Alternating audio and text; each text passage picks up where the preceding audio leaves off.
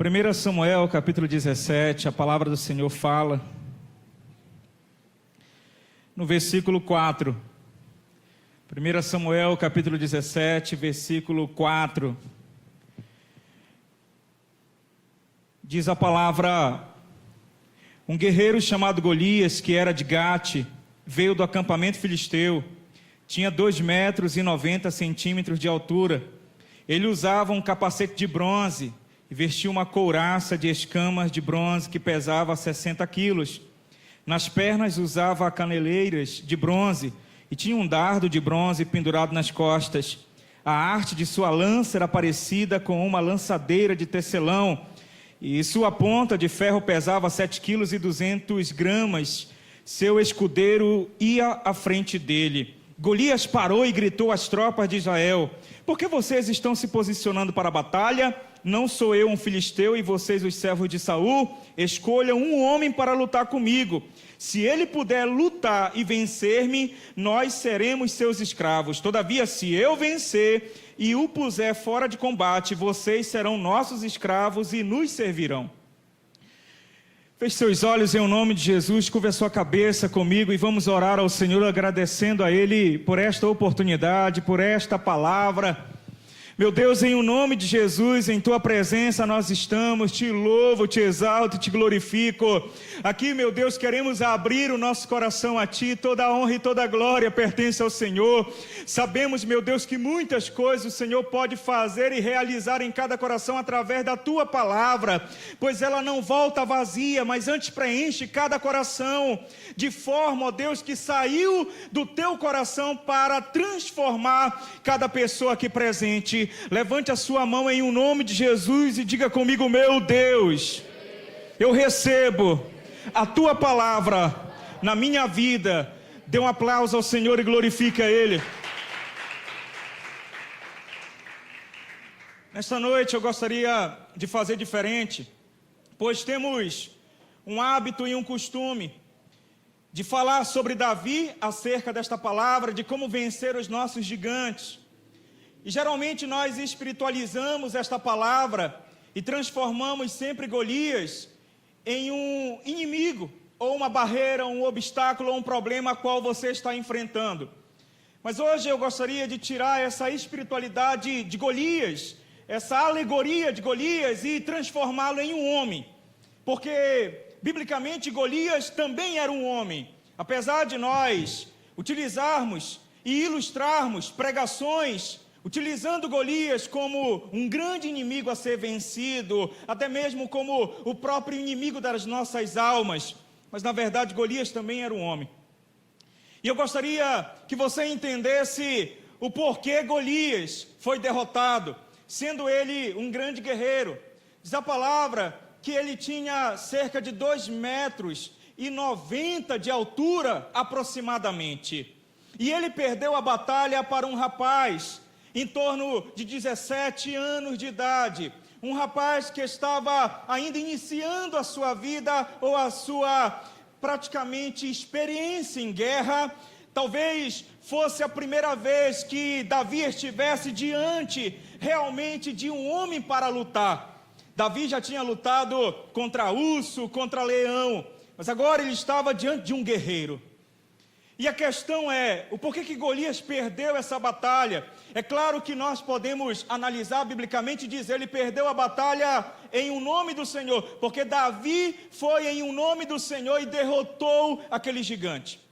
Mas eu gostaria que você percebesse também que Golias, ele perdeu a batalha por alguns erros estratégicos.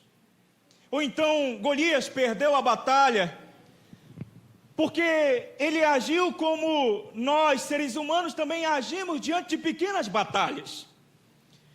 Que nós, seres humanos, temos a tendência de diminuir as pequenas lutas.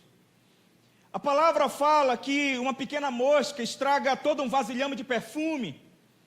E nós percebemos que as nossas piores derrotas, as nossas maiores quedas acontecem diante de pequenos inimigos, diante de pequenas tentações. Existe um filósofo chamado Montesquieu, que ele diz algo interessante. que para que aconteça uma ruína, ou até mesmo uma destruição na vida de um reino, não é para se olhar apenas a causa específica. Por exemplo, se você for analisar a queda do Império Romano, talvez você olhe para 2, 3 batalhas e diga: o Império Romano perdeu por causa desta batalha. Mas ele fala que as derrotas não acontecem por causas específicas, mas por causas gerais. Ou seja, existem coisas antes, existem ações e atitudes antes que fazem um reino e uma nação ser destruída. Podemos trazer esse ensinamento para o nosso entendimento, porque uma causa específica que todos nós podemos apontar, que a derrota de Golias foi a pedra em sua testa. Essa é uma causa específica. Poderíamos dizer que aquele homem foi derrotado por causa de uma pequena pedra. Mas existe uma causa geral. Ele pode ter perdido essa batalha por pequenas outras ações. E aqui eu gostaria de fazer você entender que talvez algumas atitudes antes dele enfrentar Davi pode ser a razão dele perder esta batalha. Assim como nós desprezamos as causas gerais, desprezamos tudo aquilo que nos acontece rotineiramente, que nem percebemos, mas que nos levam às ruínas, ou até mesmo às destruições. Nem percebemos que pequenas coisas podem assolar e destruir a nossa família. Nós queremos construir edifícios para a nossa família, edifícios fundados em uma rocha, a qual a tempestade e a tribulação não pode destruir. E quando acontece um problema, ou uma situação difícil, uma situação insolucionável, geralmente você desabafa e diz: a minha família está destruída por causa disso. Ou eu estou enfrentando uma situação na minha casa e está tudo em desordem por causa disso. Você apresenta uma causa específica. Mas a palavra, ela é bem clara quando ela dita que existem consequências anteriores que nos levam às ruínas. Você vai analisar na palavra de Deus e encontrar que as grandes quedas dos grandes homens de Deus aconteceram antes daquela causa específica. Antes daquele momento, daquela ação. A queda de Davi não se deu simplesmente com Batseba naquela ação, naquela atitude, mas a queda de Davi aconteceu antes. A queda de Pedro não aconteceu quando ele negou Jesus perante aqueles empregados ou empregadas, mas a queda de Pedro aconteceu antes. Você vai perceber até o orgulho de Pedro quando ele diz: Senhor, jamais eu irei te negar. É como se ele estivesse repreendendo o próprio Senhor Jesus. Na verdade, existiam causas gerais que levavam Pedro àquela situação. E você vai perceber na história de Golias que ele começa sendo um homem soberbo.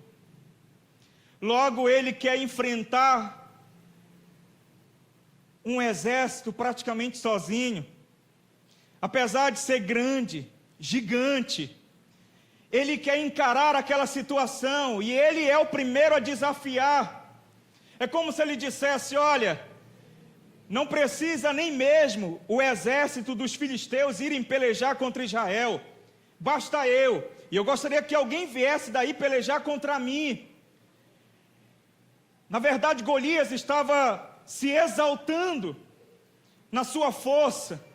A Bíblia fala que nós não devemos nos gloriar em nossas forças. Não se glorie o homem na sua força. E aqui existe uma das piores, ou um dos piores caminhos para a nossa ruína.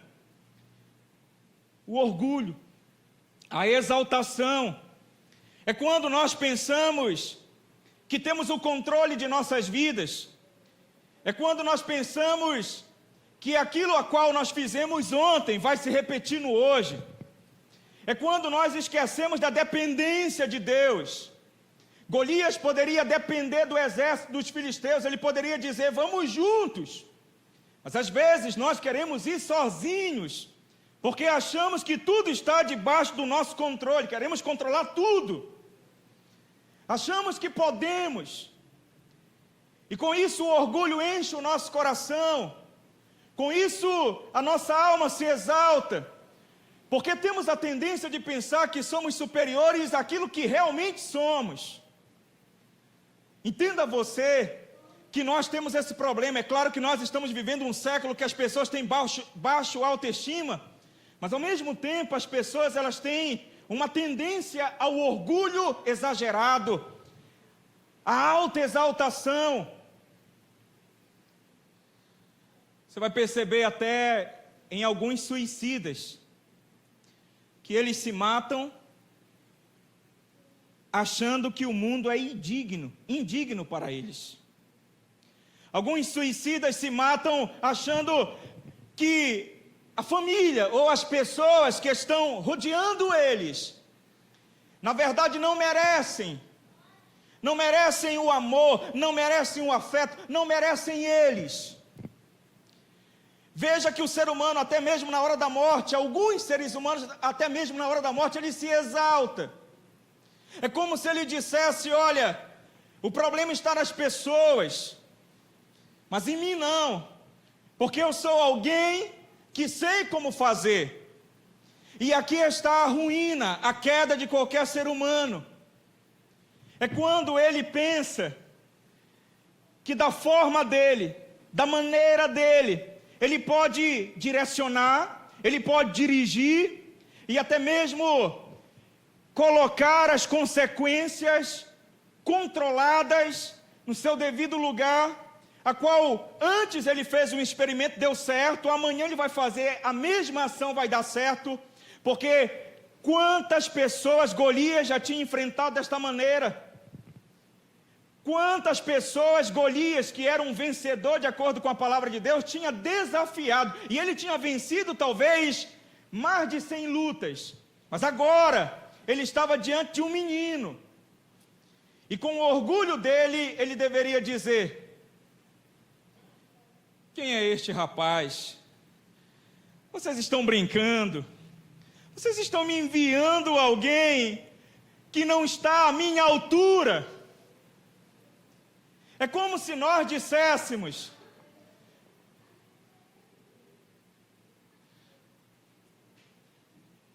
como pode? Eu tenho tudo nas minhas mãos, eu posso manipular, eu posso controlar, jamais isso vai acontecer comigo. E nós encaramos os problemas como se fossem questões pequenas. Como Pedro disse, jamais, Senhor, eu irei te negar, jamais eu irei te trair. É como se Pedro estivesse dizendo, olha, Senhor, há tanto tempo que eu estou te servindo, como que isso vai me acontecer? Eu já exaltei o teu nome várias vezes, jamais eu vou te abandonar. E talvez Golias, ou melhor, a Bíblia fala que Golias pensou desta maneira, quantas vezes eu já matei homens, e agora me vem um menino, isso vai ser mais fácil do que tirar bombom de garotinho, isso vai ser muito mais fácil do que pregar prego em um sabão, isso vai ser com tamanha facilidade, e ele começou a zombar, ele começou a rir, e é o que acontece conosco. Pensamos que podemos agir na nossa família do jeito que nós agíamos antes. Os nossos filhos estão com problemas, nós não temos a sensibilidade de procurar uma mudança, mas dizemos, que isso? Eu já passei pela fase da adolescência, eu já passei pela infância, isso é algo que eu irei resolver. E nós criamos uma exaltação em nosso coração, dizendo, eu vou resolver, quando na verdade, você se depara com um inimigo que você subestimou. E aqui está um grande problema, é você subestimar a tua vida, principalmente a vida espiritual. No que concerne a família, mais ainda. Porque de um lado nós olhamos e dizemos, está tudo sobre o controle. Quantas vezes eu já enfrentei lutas e venci, agora pode vir essa luta pequena que eu vou vencer.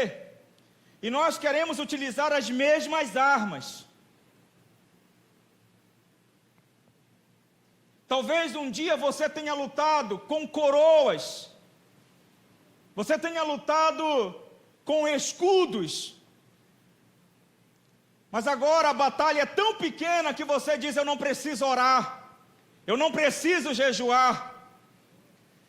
Golias estava diante de um menino, talvez você esteja diante de um pequeno problema, uma pequena rebeldia do teu filho, uma pequena saída e a chegada fora de horário do teu filho ou da tua filha,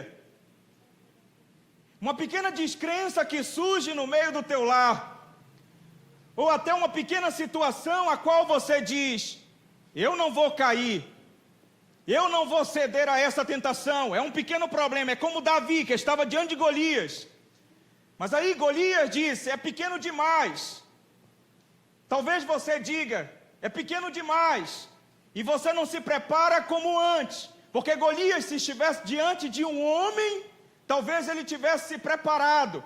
Talvez se você estivesse diante de um grande problema, você se preparava.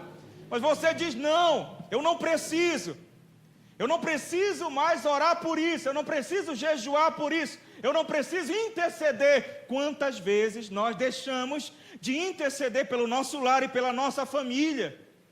A Bíblia fala que a nossa luta não é contra a carne nem sangue, mas contra principados e potestades. Deixamos de interceder pela nossa família porque dizemos tudo está em paz. Nós subestimamos até os inimigos de nossas almas. Nós subestimamos até o contra-ataque do reino das trevas. Porque dizemos tudo está sob o controle e nós relaxamos. Um dos piores momentos para que o crente venha ceder à tentação, para que venha haver uma ruína espiritual e até mesmo algo no reino físico que atinge o cristão, é quando ele está em momento de paz, é quando ele está diante de um pequeno problema, é quando ele subestima a força do inimigo, é quando ele diz, tudo está sob controle, tudo está nas minhas mãos, eu sei como agir, eu sei como resolver. Ele não depende de Deus, ele não dobra os joelhos para clamar a Deus pelo lar, pela família. É como se ele dissesse, olha, isso daí é mais uma pequena luta do dia a dia que eu vou enfrentar e vou vencer.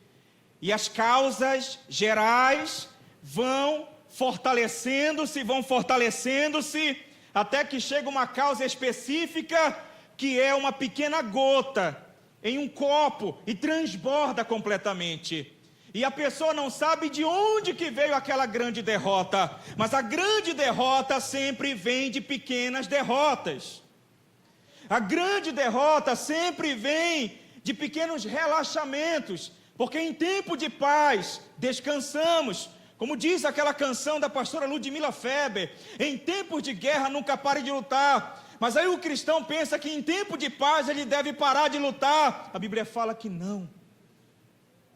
Sabe, meu irmão, a palavra fala que para Gideão levar aquele exército de Israel para vencer, aqueles soldados chegaram perto de um riacho para beber água. Alguns vigilantes, preparados, pegaram as mãos e levaram até o riacho e trouxeram até a boca. Outros se debruçaram na água e beberam à vontade a água. A palavra fala que nós devemos vigiar e orar. Sabe o que acontece? é que nós temos a tendência de orar. Nós até nos debruçamos no avivamento, até nos largamos na unção e na presença de Deus, mas nos esquecemos das estratégias do inimigo para atingir o nosso lar, para atingir a tua vida espiritual. A palavra fala que nós devemos vigiar, e vigiar é exatamente ficar atento, colocar a nossa atenção a tudo ao nosso redor, saber que tudo quanto acontece contigo no cotidiano não é algo comum simplesmente. Aliás, existem até bênçãos que parecem bênçãos, mas que são pratos do inimigo para tentar te derrotar. Leia a história de Esaú.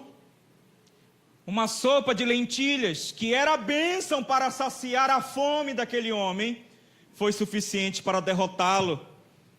Nós olhamos ao nosso redor e dizemos, tudo vai bem, tudo está em paz. E aí nós, como aqueles soldados de Gideões, mergulhamos na bênção de Deus, mergulhamos no momento bom e dizemos, eu vou curtir a vida, eu vou me entregar completamente a essa sensação boa, eu vou me entregar completamente a essa alegria que está atingindo o meu ser, eu não estou nem aí para o amanhã. A pessoa não dobra os joelhos para orar, porque ela está entregue ao riacho, ela estava com sede, ela queria a bênção, ela queria de Deus alguma coisa, e Deus concedeu, porque o exército de Gideão, eles queriam água, e Deus concedeu água, mas não era para eles se debruçarem na água. Meu irmão, Deus vai te conceder bênçãos, Deus vai te conceder muitas vitórias, mas não é para você achar que a tua vitória é para você nadar, não é para você mergulhar na tua vitória e achar que aquilo é o suficiente. A vitória, ela te dá um descanso momentâneo, mas você deve ficar atento mesmo em tempo de paz. Mesmo em tempo de paz você deve orar, porque o inimigo da tua alma não descansa.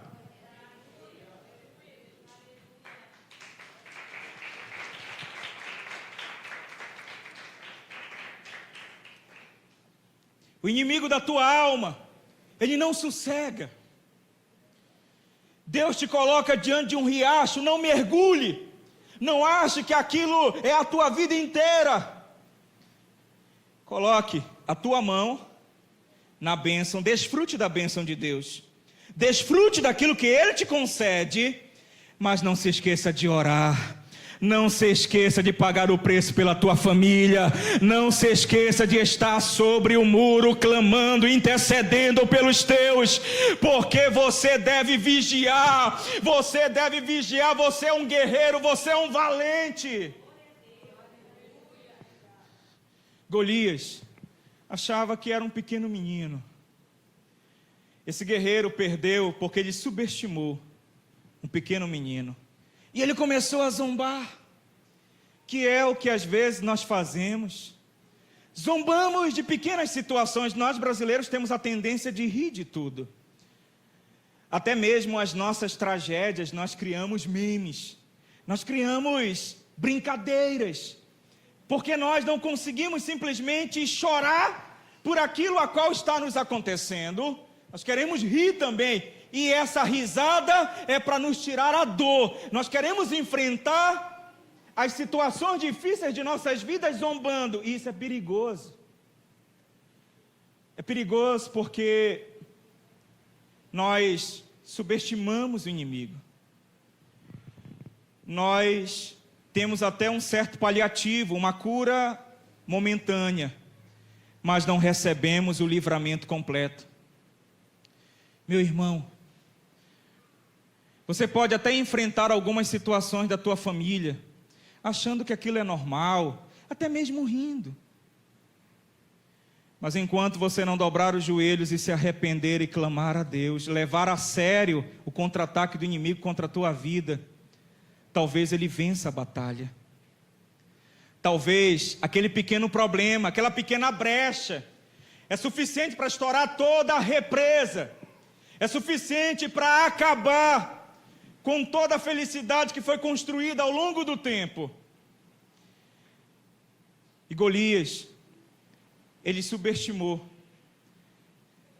E para eu encerrar, ele colocou um capacete de bronze. Interessante que a palavra fala que nós cristãos devemos ter o capacete da salvação. Porque é exatamente onde o inimigo mais tenta atingir as pessoas, é na mente, nos pensamentos. Mas perceba que a pedra de Davi cravou a testa do gigante, de Golias. Ele era um homem preparado, tinha escudo, tinha capacete, tinha uma roupa que era um peitoral que pesava mais de 60 quilos. Aquele homem estava preparado, mas ele deixou à amostra a sua testa. Nós temos o capacete da salvação para evitar com que o pensamento do inimigo venha nos atingir. Perceba uma coisa, meu irmão. Deus, Ele protege os teus pensamentos com a palavra. Jesus disse aos discípulos: vós estáis limpos pela palavra que vos tenho anunciado. Através da palavra nós limpamos os nossos pensamentos. O apóstolo Paulo diz: e não vos conformeis com este mundo, mas transformai-vos pela renovação de vossa mente. Ou seja, existe uma renovação em nossa mente, existe uma purificação em nossos pensamentos. Mas quando nós vamos para a guerra com o nosso inimigo, com a nossa cabeça despreparada, o inimigo pode nos atingir. É interessante porque, se você for analisar a neurociência, o lobo frontal, ele está aqui nessa região da testa. E é exatamente no lobo frontal que nós temos a razão, que nós temos os pensamentos. E foi onde Davi acertou a pedrada em Golias. O que eu quero dizer é que podemos ser atingidos quando orgulhosos, exaltados, subestimamos até mesmo os pequenos problemas que surgem. Podemos ser atingidos no pensamento. E aqui acontece a queda de todo homem, de toda mulher. Existe um ditado bastante antigo que diz: quando os deuses querem derrotar um homem, eles começam derrotando a razão deste homem. Quando Deus quis destruir Nabucodonosor, ele começou atingindo a razão de Nabucodonosor, que se transformou em um louco. Nós começamos a agir de uma forma contrária àquilo que é o bom senso. E com isso a nossa ruína acontece. Porque quando estamos orgulhosos, quando estamos exaltados, alguém pode até nos aconselhar dizendo: irmão, não é desta maneira. Meu irmão, olha o que você está fazendo. E nós dizemos: temos o controle da situação, eu sei como agir. Porque o pensamento daquela pessoa foi atingido. O inimigo, ele luta para atingir o teu pensamento. A palavra fala: se tem uma coisa que você deve guardar, guarde o teu coração. Coração, aquilo que está próximo da mente. Porque o coração era o centro da razão e das emoções naquela época. Então entenda que a palavra fala que você deve guardar os teus pensamentos, porque é pelos teus pensamentos que a derrota pode acontecer. A pergunta que você faz é: como eu vou guardar os meus pensamentos? E eu quero te dizer: pelo capacete da salvação. Meu irmão, desça, seja humilde. Saiba que você é uma pessoa que tem grandes vitórias na vida, mas ao mesmo tempo, você é alguém que não pode viver sem Deus. Você não pode viver sem a direção do Espírito Santo. Apesar do inimigo mandar pequenas lutas, você não vai vencer sozinho essas pequenas lutas. Porque um dia o inimigo pode cravar uma pedra na tua cabeça, um dia o inimigo pode cravar algo no teu pensamento, ele pode setar os teus pensamentos. É quando o orgulho toma conta da tua vida e você começa a subestimar todas as lutas, já não ora mais, já não pratica mais a leitura bíblica, e ainda assim se acha uma pessoa forte, porque é uma pessoa gigante, é uma pessoa grande. Alguém diz: irmão, você não está bem, e você diz: não, eu estou bem sim, porque você não conhece, ou melhor, não reconhece a sua pequenez. Você se acha um Golias, você se acha um gigante, e o inimigo sabe exatamente onde te acertar, e ele acerta o teu pensamento. E ele acerta o teu pensamento no orgulho e na exaltação, achando você que tudo vai bem, que tudo está em paz, e que não precisa mais da dependência de Deus, não precisa mais da humildade com Deus, não precisa mais levar uma vida simples diante da presença do Senhor. É quando a queda acontece, é quando você não sabe mais o que foi essa derrota, de onde veio essa derrota. E essa derrota veio quando o inimigo atingiu uma pedra na tua cabeça, quando ele foi no teu pensamento e ele tirou de você a dependência de Deus, porque você se achava grande, Golias. As pequenas raposas destroem todo um vinhedo, destrói toda uma plantação de uvas. Os pequenos problemas, as pequenas tentações podem te derrubar. Ah, pastor, não. Eu leio algumas mensagens no WhatsApp, no Facebook, alguns elogios. Isso não vai me derrubar. Algumas conversas tolas que eu tenho, isso não me derruba. Eu sou crente, eu sou forte, eu sou de Deus, eu sou Golias, sou gigante. Eu tenho o capacete da salvação, mas o capacete da salvação da tua vida parece que está diminuindo. É como se você fosse arrancando devagar e deixando a testa à mostra. E o orgulho, a exaltação, vai te derrubando. Mas nessa noite, eu gostaria que você entendesse uma coisa. Você não é um gigante. Você não vai conseguir enfrentar as lutas sozinho. Ainda que você esteja em paz, ainda que você esteja tudo controlando e dizendo tudo vai bem, uma hora você pode se desesperar, porque não vai controlar a situação.